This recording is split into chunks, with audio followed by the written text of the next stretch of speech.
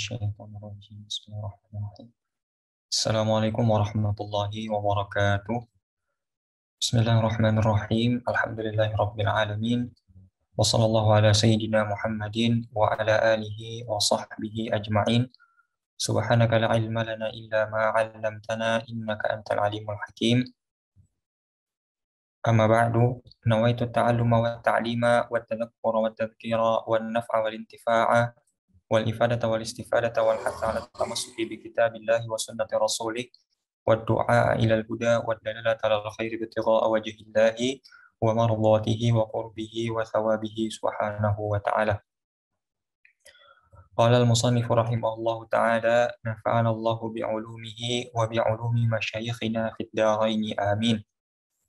وبعد فاعلم بوجوب المعرفة من واجب لله 20 صفة فالله موجود قديم باقي مخالف للخلق بالإطلاق وقائم غني وواحد وحي قادر مريد عالم بكل شيء سميع البصير والمتكلم له صفات 7 تنتظم فقدرة إرادة سمع بصر حياة العلم كلام استمر. Baiklah, pada pertemuan kali ini kita akan melanjutkan pembahasan mengenai ilmu akidah, keyakinan-keyakinan yang harus diketahui oleh seorang yang baru ingin mendalami atau mempelajari ilmu akidah itu sendiri. Atau biasa kita sebut dengan akidah untuk pemula, sebagaimana nama kitab yang ditulis oleh Sidi Ahmad Al-Marzuki, Aqidatul Awam, yaitu akidah untuk orang-orang awam, untuk para pemula. Pada pertemuan sebelumnya kita telah panjang lebar membahas mengenai siapa itu Ahlus Sunnati wal Jamaati. Ya, kita menyoroti sejarahnya dari mana muncul istilah Ahlus Sunnah wal Jamaah.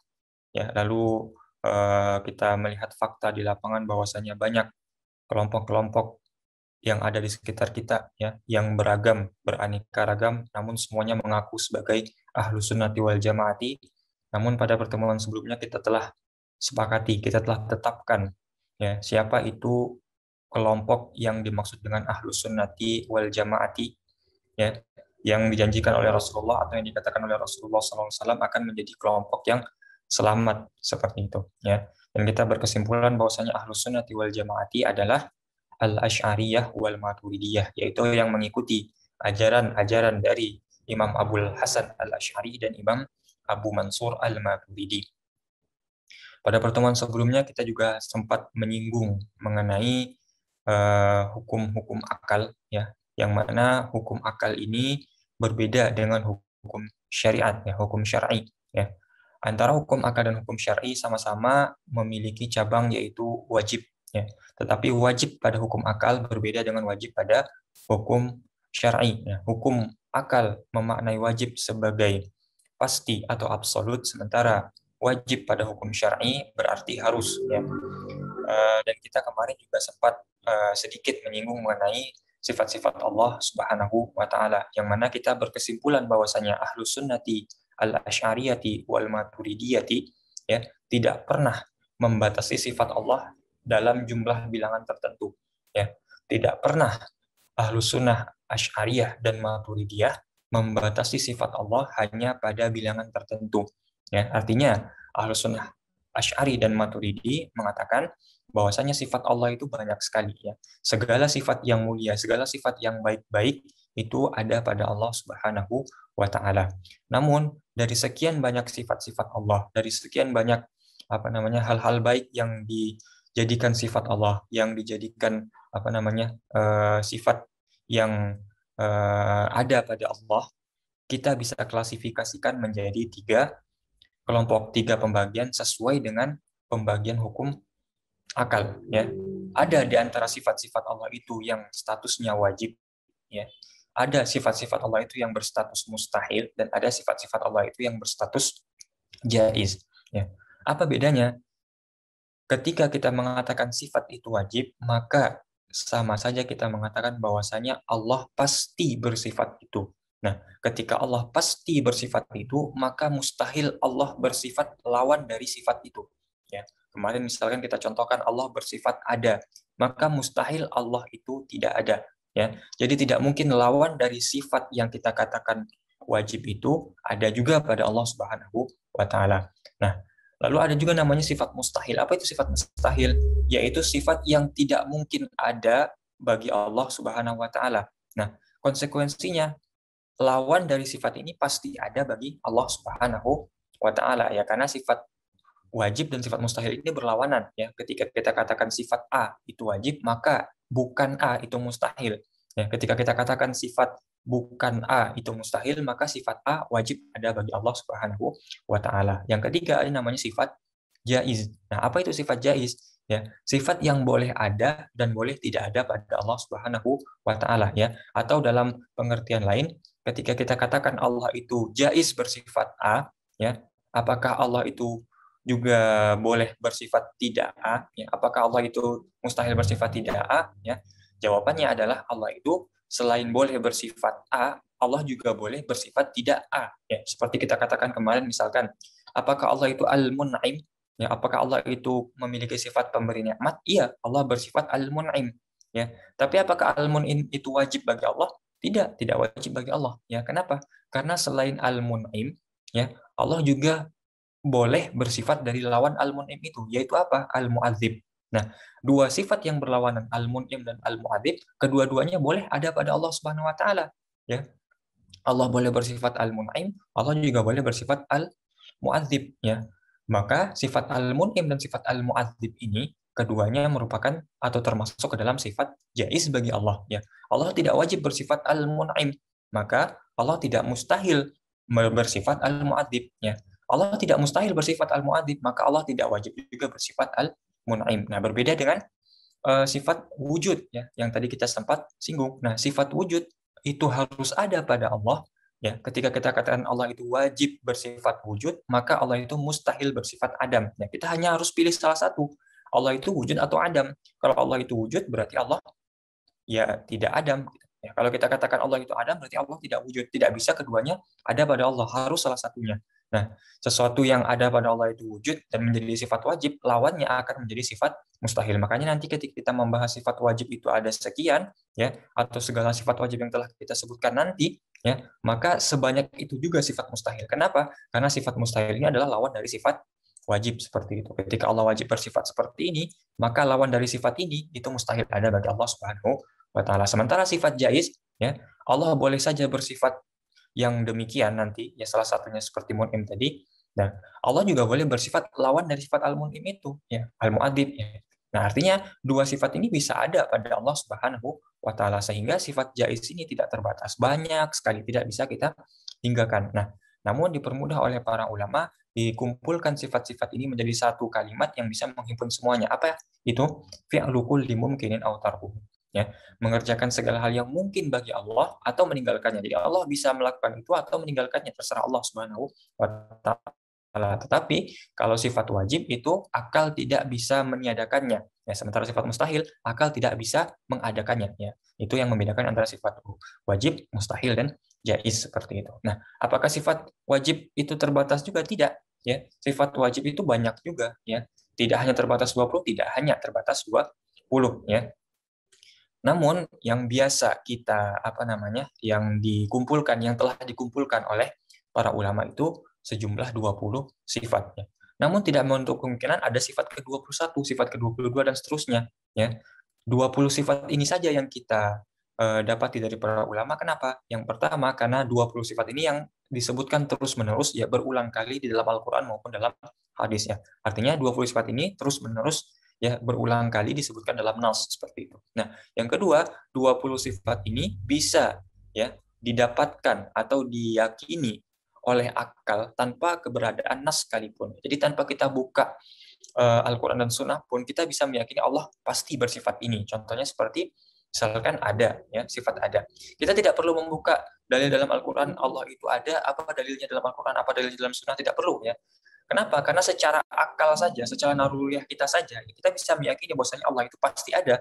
Tidak mungkin Allah itu tidak ada. Nanti akan kita bahas di pembahasan dalil akli dari sifat ada ini. Ya. Nanti akan dibahas kenapa Allah itu mesti ada secara akal. Ya, kenapa akal itu tidak bisa meniadakan Allah. Nanti akan kita bahas di dalam dalil akli. Jadi karena itulah ada pengelompokan atau kenapa sifatnya menjadi 20 ya.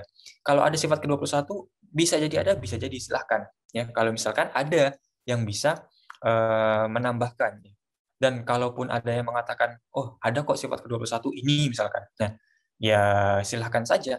Tapi biasanya kemungkinan kalau tidak sifat yang ke-21 yang disebutkan oleh orang tersebut merupakan, bisa jadi itu sifat jaiz bukan sifat wajib ya, atau telah masuk maknanya ke dalam salah satu dari sifat yang 20 ini ya. Makanya kenapa ulama kok cuma 20? Apakah ulama tidak tidak tahu sifat 21? Tahu, atau bisa saja ada ke-21, tapi setelah dicari, ditelusuri baik secara nakli maupun secara akli, yang didapati 20 sifat ini. Ya, sifat-sifat lainnya bisa jadi masuk ke dalam sifat jaiz atau telah masuk ke dalam pemaknaan dari salah satu dari sifat 20 ini ya. Jadi tidak ada yang membatasi sifat Allah hanya 20. Nah, toh ketika kita mengatakan malaikat yang wajib diketahui ada 10, apakah malaikat cuma hanya 10? Kan tidak ya.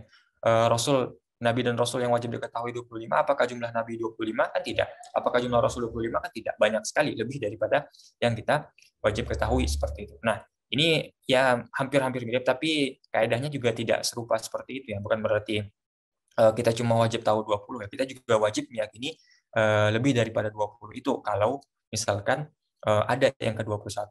Nah, atau secara ringkas kita bisa artikan seperti ini ya. Ketika para ulama hanya mengatakan 20, ya sudah cukup 20 itu saja yang kita yakini ya, kita pahami, yakini, dalami seperti itu. Nah, kita cukup cukup pada sesuatu yang sudah ada saja. Yang belum ada atau yang tidak ada ya kita biarkan saja. Toh kita tidak punya kemampuan seperti Imam Asy'ari yang bisa meneliti dalil sebegitu dalam sehingga kita menciptakan sifat yang ke-21 kan seperti itu. Nah, ini hanya perdebatan-perdebatan yang mungkin banyak orang yang salah paham memahami mengenai akidah Ahlus Sunnati wal Jamaati. Oke, kita lanjut ke pembahasan mengenai sifat-sifat Allah ini secara mendetail ya. Kita mulai dari sifat-sifat yang wajib bagi Allah Subhanahu wa taala. Sebagaimana pada pertemuan sebelumnya kita telah menyebutkan ya bahwasanya hal pertama yang wajib diyakini atau wajib diketahui oleh seorang mukallaf ya, apa yang wajib kita ketahui pertama kali yaitu meyakini adanya Allah dulu, ya ma'rifatullah dulu ya. Kita harus mengenal Allah dulu ya. Kenapa bukan sholat dulu? Kenapa bukan puasa dulu ya? Sholat kita itu untuk siapa? Puasa kita untuk siapa? Ya, untuk Allah kan. Lah kalau kita belum kenal Allah, bagaimana kita sholat? Bagaimana kita sholat tapi kita tidak tahu kita sholat untuk siapa? Bagaimana kita puasa tapi kita tidak tahu puasa kita untuk siapa? Makanya yang paling pertama kali harus diketahui itu adalah Allahnya dulu. Kita kenal dulu siapa Allah. Nah, bagaimana cara mengenal Allah? Mengenal Allah bukan dengan bentuknya atau fisiknya, sebagaimana kalau kita mengenal sesama kita kan. Fulan, bagaimana Fulan itu? Bagaimana Anda mengatakan Anda kenal dengan Fulan? Ya. Karena Fulan itu dia orangnya tinggi, kurus, seperti itu segala macam. Nah, tapi Allah tidak seperti itu. Nah, kita mengenal Allah dengan mengenal sifat-sifat Allah Subhanahu wa taala. Maka karena itu kita mulai pembahasan akidah ini dengan mengenal sifat-sifat Allah Subhanahu wa taala. Terkhusus kita akan mulai mengenai sifat-sifat yang wajib bagi Allah Subhanahu wa taala yang telah disampaikan oleh para ulama, ada sejumlah 20 sifat seperti itu. Kita mulai dari sifat yang pertama. Namun sebelumnya kita baca terlebih dahulu keterangan dari Sidi Alawi Al-Maliki. Wa bada'a an-nazimu fi hadhihi al-abyati bi dzikri ma yajibu fi haqqihi ta'ala. Ya. Imam atau Sidi Ahmad Al-Marzuki memulai pada bait-baitnya ya. Jadi setelah tadi disampaikan bahwasanya setelah ya, kata Sidi Ahmad Al-Marzuki kan mengatakan, setelah aku memulai kitabku dengan basmalah, hamdalah, dan salawat dan salam, lalu selanjutnya aku mengatakan nih, ketahuilah bahwasanya wajib untuk mengetahui 20 sifat bagi Allah Subhanahu wa taala. Dan itulah maksud dari perkataan beliau ini ya, yang disyarah atau dijelaskan oleh Sidi Alawi Al-Maliki ya. Kita wajib, atau beliau menyebutkan sifat-sifat yang wajib kita ketahui ya, wajib bagi Allah Subhanahu wa taala, dan wajib juga kita ketahui dan yakini ya. Wa huwa 20 sifatan mufassalatan katadi ya. Yang mana sifat wajib itu ada 20 sifat yang diperinci sebagaimana berikut ini ya. kita masuk kepada sifat yang pertama. Ya, apa sifat yang pertama? Al-wujudu. Sifat yang pertama adalah sifat wujud. Ya. Wujud artinya ada. Ya. Apa makna dari wujud ini? Ya, secara lebih mendalam, secara lebih mendetail. Ya. Al-wujudu bimakna subuti syai'i wa tahaqquqihi wajibun lahu ta'ala lidzatihi la li'illatin. Ya. Wujud itu maksudnya adalah ya, keberadaan Allah itu, ya. Allah itu ada, ya. Itu wajib bagi Allah, ya. Jadi sifat ada itu, ya, apa namanya? Adanya sesuatu, ya. Wujudnya Allah itu wajib bagi Allah Subhanahu wa taala, ya. Tapi wujud yang bagaimana? Ada yang bagaimana yang wajib bagi Allah Subhanahu wa taala itu, ya, lidzatihi, ya. Kita harus meyakini bahwasanya Allah itu ada lidzatihi karena zatnya, ya. La li'illatin, bukan karena ilah. Nah, apa itu maksudnya li'illatin? Ya, ai anna ghairahu lam yu'athir fi wujudihi, ya. Selain Allah tidak berpengaruh terhadap keberadaan Allah. Nah, contohkan seperti ini. Misalkan kita punya cincin yang kita gunakan di lengan kita, ya. Lalu kita gerakkan tangan kita, ya. Kita gerakkan jari kita. Nah, apakah cincin itu bergerak? Ya. Pertanyaannya, gerakan cincin itu karena sebab dirinya sendiri atau karena ada yang menyebabkan dia bergerak? Ya. Ada yang menyebabkan dia bergerak. Nah, apa yang menyebabkan dia bergerak? Tangan kita yang bergerak. Nah, kalau tangan kita tidak bergerak, ini jari tidak akan bergerak. Maka gerakan yang ada pada cincin itu, ya, itu li'illatin, karena sebab. Karena sebab apa cincin bergerak? Karena jadi bergerak. Ya, artinya kalau kita menyebutkan ada karena ilah, maka tanpa adanya ilah maka dia tidak ada. Nah, berbeda dengan Allah Subhanahu wa taala. Allah itu ada li dzatihi, ya. Apakah Allah itu ada karena sebab sesuatu? Ya, tidak. Ya, Allah itu ada, ya sudah ada begitu saja. Nah, berbeda dengan kita. Jadi apa bedanya adanya kita dengan adanya Allah? Adanya Allah itu li dzatihi, tanpa ada sebab atau tanpa adanya ilah yang menyebabkan Allah itu ada. Ya, sementara kalau kita adanya li'illatin, ya, karena sebab diadakan oleh oleh zat Allah Subhanahu wa taala. Jadi kita diadakan oleh Allah, sementara Allah tidak diadakan oleh siapa-siapa. Ya, Allah itu sudah ada begitu saja.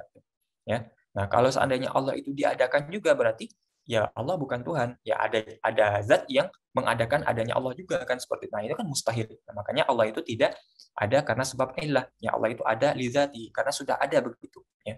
Berbeda dengan kita yang butuh ilah, ya. Kita butuh yang mengadakan kita. Kalau tidak ada yang mengadakan kita, maka kita juga tidak ada, seperti itu. Makanya itu bedanya li dzati dan li ilah. Nah, yang wajib bagi Allah Subhanahu wa taala adalah sifat wujud, ya. Allah itu wajib ada, ya. Ada yang kita yakini adalah ada li dzati. Allah itu wujudun li dzati, ada karena dirinya, ya. Artinya ada bukan karena sebab sesuatu, bukan karena sebab yang lain, ya. Tidak punya ilah, ya, berbeda dengan adanya kita.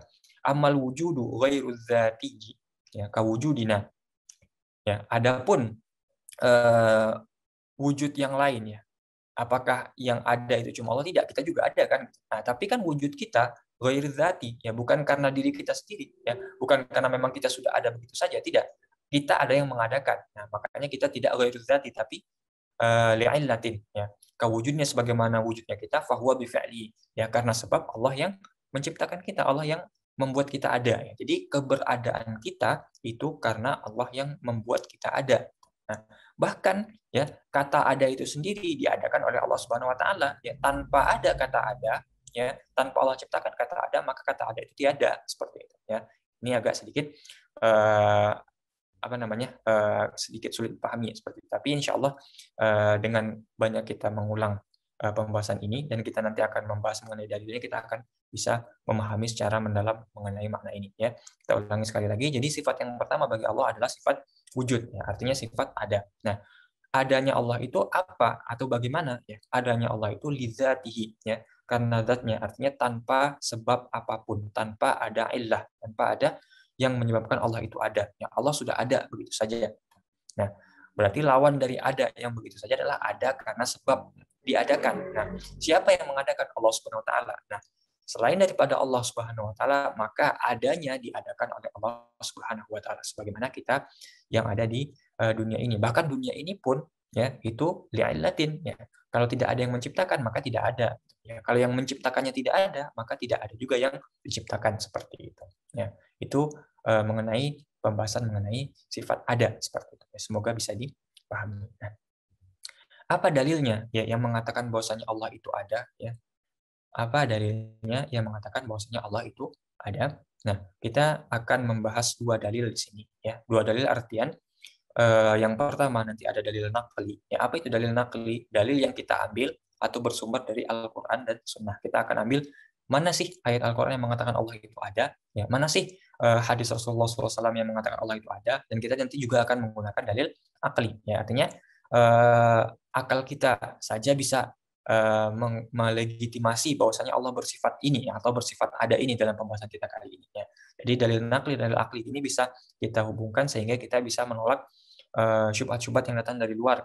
Nah, kalau seandainya ada orang yang mengaku Muslim, mengakui Al-Quran dan Sunnah, tapi mengatakan Allah itu tidak ada, kita bisa katakan atau kita bisa berikan dalil naklinya. Nah, kalau orang yang di luar Islam, ya tentu kan nggak mungkin kita kasihkan Al-Quran ke mereka, atau mereka juga nggak mempercayai Al-Quran, maka kita berikan dalil akli seperti itu. Nah, begitupun kepada orang ateis yang mengatakan ya mereka mengatakan Allah itu tidak ada, ya, orang ateis itu kan yang mengatakan Tuhan itu tidak ada karena akal mereka. Nah, sekarang kita gunakan akal kita untuk mengatakan bahwasanya Allah itu ada seperti itu ya. Jadi kita akan bahas dalil akli dan dalil akli sekaligus ya.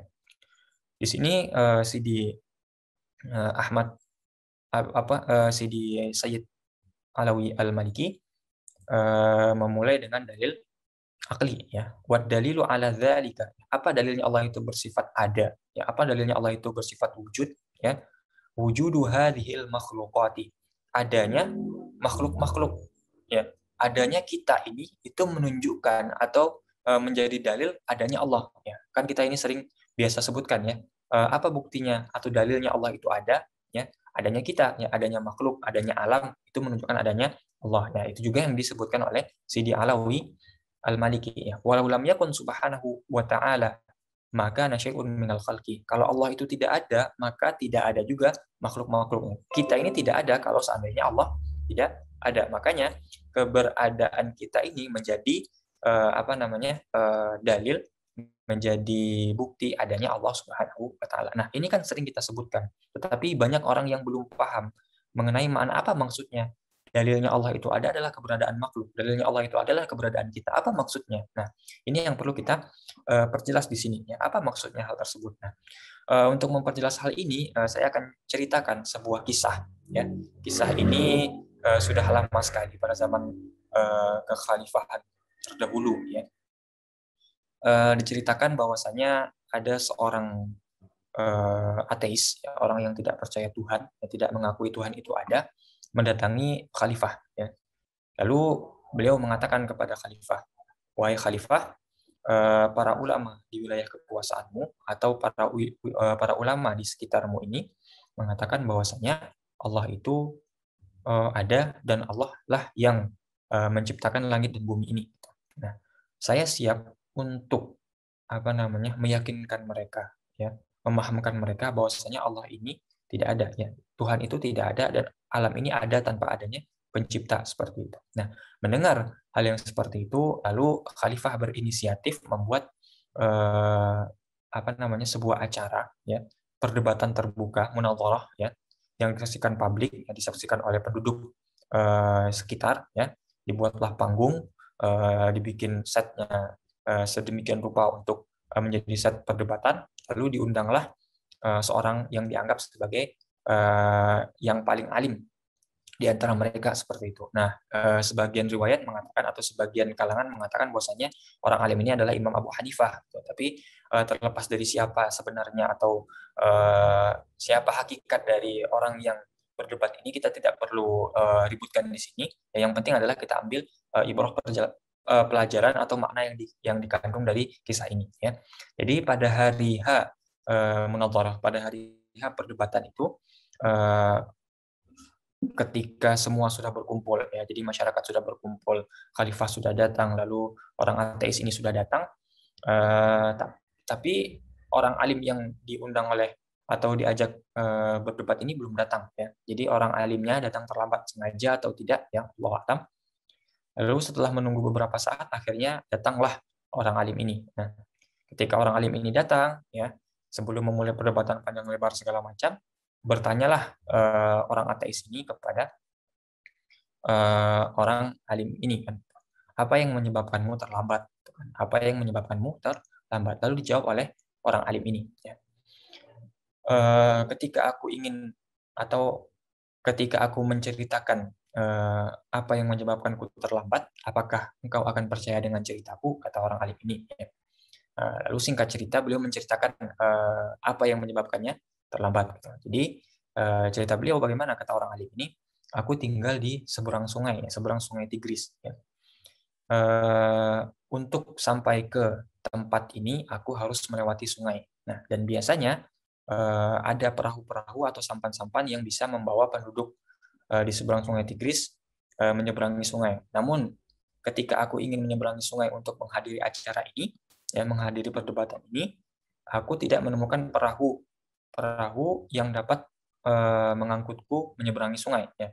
Kecuali hanya satu perahu dalam keadaan rusak, dalam kondisi rusak, berlubang dan tidak bisa digunakan untuk menyeberangi sungai. Ya kata orang alim ini seperti itu. Nah, akan tetapi selang beberapa saat tiba-tiba ya kayu-kayu yang berada di sekitar tepian sungai ya dan alat-alat paku, palu dan segala macam yang merupakan alat perkakas yang bisa memperbaiki perahu ini tiba-tiba terbang sendiri lalu memperbaiki sendiri tanpa ada orang yang memperbaiki. Jadi palu terbang, kayu terbang, lalu ada paku terbang ya. Tiba-tiba baik sendiri ini perahu. Nah, lalu aku menggunakan perahu ini untuk datang ke sini. Mendengar cerita itu tentu orang banyak yang senyum-senyum, akan tertawa seperti itu. Nah, termasuk orang ateis ini mengatakan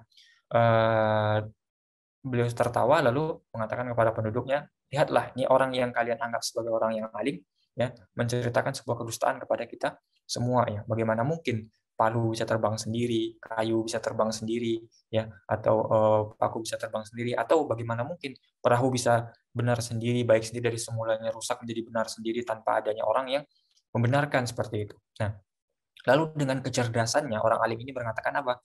Ya, jika cerita yang aku sampaikan kepadamu ya kepada kalian ini dianggap sebagai sebuah kedustaan, maka ajaran-ajaranmu wahai orang ateis itu sungguh lebih merupakan kedustaan. Artinya lebih dusta daripada apa yang aku ceritakan.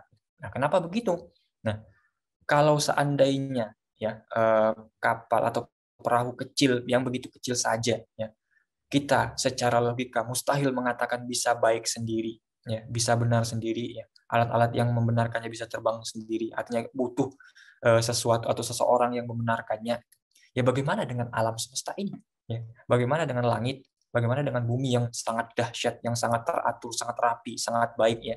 Nah, bagaimana mungkin bisa bergerak sendiri? Ya, bagaimana mungkin bisa teratur seperti ini? Pasti ada yang mengaturnya, pasti ada yang membuatnya sedemikian rupa. Nah, siapa itu? Ya Allah Subhanahu wa taala. Nah, dari sini saja sudah kalah dia dalam perdebatan ya. Belum mulai perdebatan panjang lebar, ya orang ateis belum menyampaikan dalil-dalilnya, belum menyampaikan argumennya tapi sudah kalah ya karena sebab keterlambatan dari orang alim ini saja. Nah, sejak saat itu orang ateis ini tidak lagi menyebarkan ajaran-ajarannya kepada penduduk-penduduk sekitar seperti itu. Nah, dari sini kita bisa ambil pelajaran apa ya?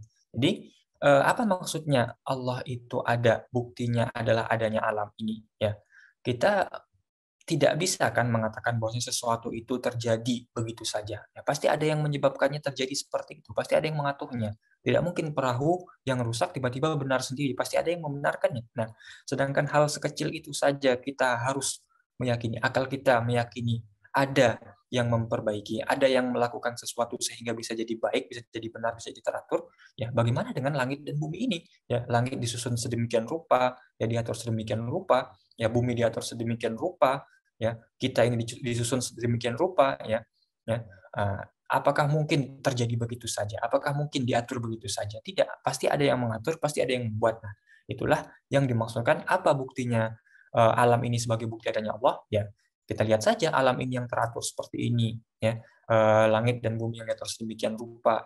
Ini menunjukkan bahwasanya ada yang mengatur semua ini, ada yang menciptakan semua ini. Tidak mungkin alam ini damai begitu saja, artinya teratur begitu saja. Pasti ada zat yang mengatur ini semua. Nah, itulah yang membuktikan keberadaan zat itu. Dan siapa zat itu? Yaitu Allah Subhanahu wa taala. Kalau Allah tidak ada, maka tidak adalah keteraturan ini. Tidak ada bahkan alam ini semuanya. Nah, itu yang dimaksudkan dengan dalil adanya Allah adalah adanya alam ini seperti itu. Nah, semoga ini bisa menjadi uh, membuat kita menjadi semakin yakin, semakin memahami apa maksud dari dalil akli yang biasa mungkin kita sebutkan tapi kita tidak paham ya. Esensi dari dalil ini apa seperti itu. Nah, ini kita bisa gunakan untuk mendebat orang yang ateis atau berdiskusi dengan orang yang ateis yang mengatakan secara akal mereka mengatakan Allah itu atau Tuhan itu tidak ada. Justru akal itu yang mengatakan bahwasanya Allah itu ada. Ketika akal mengatakan Allah itu ada, maka mustahil Allah itu tidak ada seperti itu. Nah, lalu dilanjutkan oleh Said Alawi Al-Maliki dengan dalil naklinya, ya dalil yang diambil dari Al-Quran. Ya. Apa kata beliau? Qala ta'ala, Allah Subhanahu wa taala berfirman, Innani anallahu la ilaha illa ana fa'budni, dalam surat Thaha ayat 14 ya. Kata Allah apa dalam ayat ini? Sesungguhnya aku adalah Allah, tidak ada Tuhan selainku, ya maka sembahlah aku. Nah, ayat ini melegitimasi adanya Allah. Jadi Allah melegitimasi Allah sendiri gitu. Jadi ya katakan aku, inilah aku sebagai Tuhan, ya. Inilah aku, tidak ada Tuhan kecuali aku, kata Allah Subhanahu wa taala. Nah, ketika Allah mengatakan ada Tuhan, yaitu aku. Berarti kan Allah mengatakan bahwasanya Tuhan itu ada. Tidak mungkin aku ini Tuhan, tapi Tuhan itu tidak ada, ya kan mustahil seperti itu. Nah, makanya ini ayat ini melegitimasi adanya Allah Subhanahu wa taala seperti itu. Ya. Ayat yang lain waqala ta'ala ya, awalam yatafakkaru fi anfusihim ya, dalam surat Ar-Rum ayat 8. Ya. Apa kata Allah? Tidakkah manusia itu berpikir tentang diri mereka? Ini kan yang sederhana ya. Jadi kadang saya setuju dengan perkataan Buya Hamka dalam salah satu bukunya itu ya. Jadi Buya Hamka itu mengatakan seperti ini, ya, biarkan orang itu berpikir, belajar sedemikian rupa, biarkan ya. Nanti pada akhirnya ilmu itu akan membawa dia untuk mengetahui atau meyakini keberadaan Allah Subhanahu wa taala, meyakini keesaan atau kekuasaan Allah Subhanahu wa taala ya. Jadi orang yang belajar biologi biarkan mereka mendalami biologi. Nah, ya, ketika mereka mendalami biologi kan mereka mempelajari tentang struktur tubuh, apa hubungannya dengan Allah Subhanahu wa taala, nanti akan ketemu sendiri gitu ya. Bayangkan dalam tubuh kita ini ya ada saluran kerongkongan dan tenggorokan yang berdampingan, yang keduanya itu apa namanya, hulunya itu kan satu dari mulut ya, dari mulut atau dari hidung seperti itu. Nah, kan ada keajaiban ya. Ketika kita makan masuknya ke kerongkongan, ketika kita bernafas masuknya ke tenggorokan. Nah, siapa yang mengatur sedemikian rupa seperti itu? Nah, bagaimana kalau seandainya tidak ada yang mengatur ya? Makanan masuk ke tenggorokan atau nafas masuk ke kerongkongan mungkin tidak terlalu masalah ya. Tapi kalau makanan masuk ke tenggorokan apa jadinya seperti itu? Nah, siapa yang mengatur seperti itu? Lalu bagaimana anggota-anggota tubuh ini ya, orang-orang biologi ya, orang-orang yang mengkaji biologi itu pasti tahu sekali ya, pasti dari sekali bahwasanya tubuh manusia ini ya, kita ini ya, itu sangat luar biasa, didesain sangat luar biasa. Ini di luar kemampuan seorang manusia, kemampuan makhluk yang seperti ini. Pasti ada zat yang maha kuasa yang membuat semua ini, dan siapa itu? Allah Subhanahu wa taala. Jadi kalau kita katakan Allah itu tidak ada, tidak mungkin ada yang seperti kita ini. Makanya pikirkan, nggak perlu jauh-jauh, pikirkan tentang diri kita ini ya. Lihat diri kita ini. Makanya belajar biologi ya. Anatomi tubuh kita ini dipelajari, bagaimana penciptaan kita ya, dari mulai seperti ini ya, bagaimana tubuh kita ini didesain ya, kenapa bentuknya seperti ini, kenapa seperti ini ya. Bahkan kalau guru saya dulu waktu di pondok mengatakan ya, sederhana sekali ya, tapi sangat kena maknanya itu. Nah, coba pikirkan ya, kenapa hidung itu didesain ke bawah? Siapa yang berpikir seperti itu? Coba hidung itu menghadap ke atas, bagaimana yang terjadi? Nah, itu kan suatu hal yang membuat kita berpikir seperti itu ya. Mungkin kita tidak memikirkan seperti itu, tapi detail-detail semacam itu sudah terfikirkan sedemikian rupa dan tidak mungkin dipikirkan oleh manusia, bisa tidak mungkin dipikirkan oleh apa namanya, seorang makhluk. Bahkan sampai saat ini pun belum ada orang yang bisa menciptakan manusia itu hidup sebagaimana kita ya. Menciptakan robot saja masih butuh penelitian panjang sampai saat ini ya. Sudah mau kiamat, robot pun belum bisa terciptakan dengan sempurna ya. Bahkan ada robot pun masih banyak kekurangan ya. Bahkan sempurna bisa dibikin robot pun emosinya tidak ada, tidak bisa punya emosi sebagaimana manusia seperti itu. Nah, ini artinya kan manusia sampai saat ini ya, bahkan sampai saat nanti pun tidak bisa menciptakan apa yang ada dalam diri kita ini ya. Semua yang ada dalam diri kita ya. Manusia didesain tidak ada apa namanya, bernafas, makan segala macam gitu. Nah, coba bikin yang semacam itu, nah, tidak akan mampu. Makanya Allah katakan ya, kita tuh usah berpikir jauh-jauh mengenai keberadaan Allah, pikirkan saja tentang diri kita ini. Makanya kalau kita mengenal diri kita kan kita nanti mengenal Allah Subhanahu wa taala. Itu yang menunjukkan bahwasanya Allah itu ada. Ketika kita tahu keajaiban-keajaiban yang ada dalam diri kita dan kita meyakini bahwasanya keajaiban di luar nalar hanya Allah yang mampu, maka kita secara otomatis meyakini bahwasanya ada zat itu, ada Allah itu, seperti itu. ya. Ma khalaqallahu samawati wal arda wa ma bainahuma illa bil haqqi wa ajalin musamma. Allah tidak menciptakan langit dan bumi ya dan apa yang ada di antara keduanya kecuali dengan tujuan yang baik, tujuan yang benar, wa ajalin musamma dalam waktu yang tertentu seperti itu ya. Ya, wa inna katsiran minan nasi bi liqa'i rabbihim lakafirun ya. Sesungguhnya banyak manusia dalam hal bertemu dengan Tuhan. Artinya dalam hal hari pembalasan nanti ya banyak yang mengingkari hal sedemikian itu seperti itu. Ini kan melegitimasi bahwasanya Allah itu ada ya. Dan ini kita mengambil dari nas Al-Qur'an seperti itu. Nah, dilanjutkan wasu'ila a'rabiyun anid dalil ya. Jadi semakin memperkuat lagi dengan kalimat ini ya. Jadi apa kata Sayyid Alawi dalam menukil ya. Ketika orang Arab pedalaman ya, orang pedesaan lah seperti itu. Nah, ini menunjukkan seperti ini ya. Kalau orang pedesaan atau orang pedalaman yang mungkin dalam tanda kutip kita anggap agak terbelakang pengetahuannya saja bisa mengetahui dalil adanya Allah. Ya bisa meyakini Allah itu ada ya. Masa orang-orang yang punya akal luar biasa para ilmuwan-ilmuwan itu bisa mengatakan Allah itu tidak ada, seolah-olah beliau ingin menyindir seperti itu ya. Jadi apa kata Arabi ini ya ketika ditanya ya orang Arab pedalaman ini ditanya apa dalilnya Allah itu ada, apa buktinya Allah itu ada ya, apa katanya orang Arab ini ya orang Arab pedusun atau orang Arab pedalaman ini al-ba'ratu tadullu 'alal ba'ir ya, kotoran onta itu menunjukkan adanya onta kan. Mungkinkah Allah tidak menciptakan onta atau mungkinkah onta itu tidak ada tapi ada kotoran onta ya, tidak akan mungkin. Bahkan kita menamakan kotoran itu sebagai kotoran onta karena ada onta. Coba onta ini tidak ada di dunia ini, mungkin kita tidak akan katakan itu sebagai kotoran onta. Ya bahkan kotoran onta itu tidak ada. Kenapa?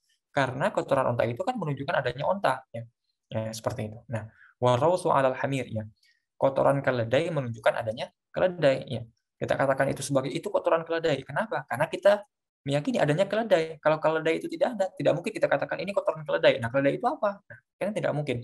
Ya, pasti kita akan definisikan yang menyebabkan dia ada seperti itu. Ya. Wa atharul aqdami 'alal masir. Ya.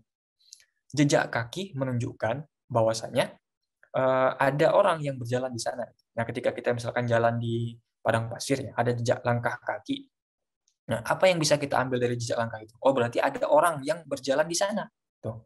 Nah, berarti bekas dari segala sesuatu itu menunjukkan adanya yang memberi bekas. Gitu.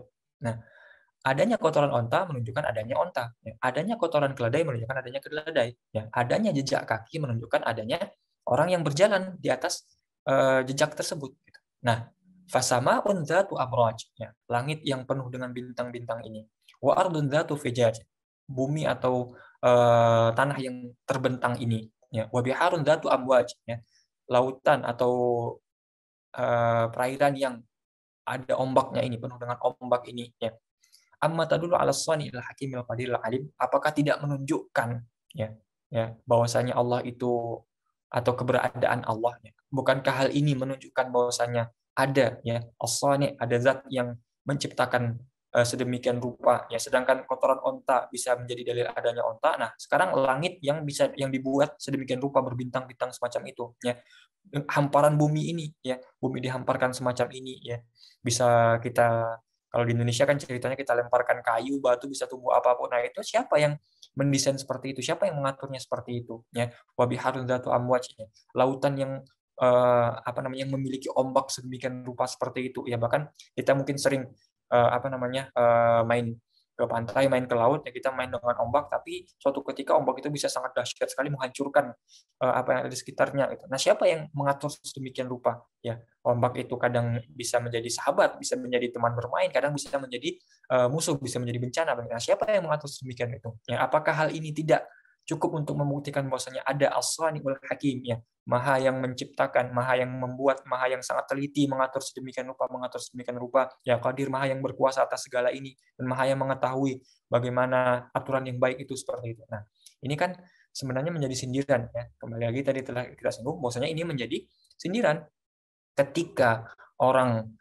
yang dalam tanda kutip kita anggap terbelakang saja bisa berpikiran semacam ini. Nah, kok bisa orang-orang yang ilmuwan alim itu ya yang dikatakan ilmuwan, katanya alim, katanya jenius itu kok mengatakan Allah tidak ada, itu kan Tuhan itu tidak ada. Nah, ini kan sangat tidak mungkin sekali. Berarti mereka itu lebih terbelakang dong daripada orang yang dianggap sebagai orang yang terbelakang seperti itu. Nah, ini kan sebagai dalil kita, ya, dalil yang menunjukkan bahwasanya Allah itu ada. Jadi sebenarnya pada hakikatnya, ya baik secara nakli maupun secara akli, kita wajib meyakini bahwasanya Allah itu bersifat ada. Nah, ada yang bagaimana tadi kita sempat singgung bahwasanya adanya Allah itu lidzatihi, ya ada karena memang ada, ya tidak ada yang mengadakan Allah, ya ada begitu saja, ya sudah ada, ya ada cukup titik.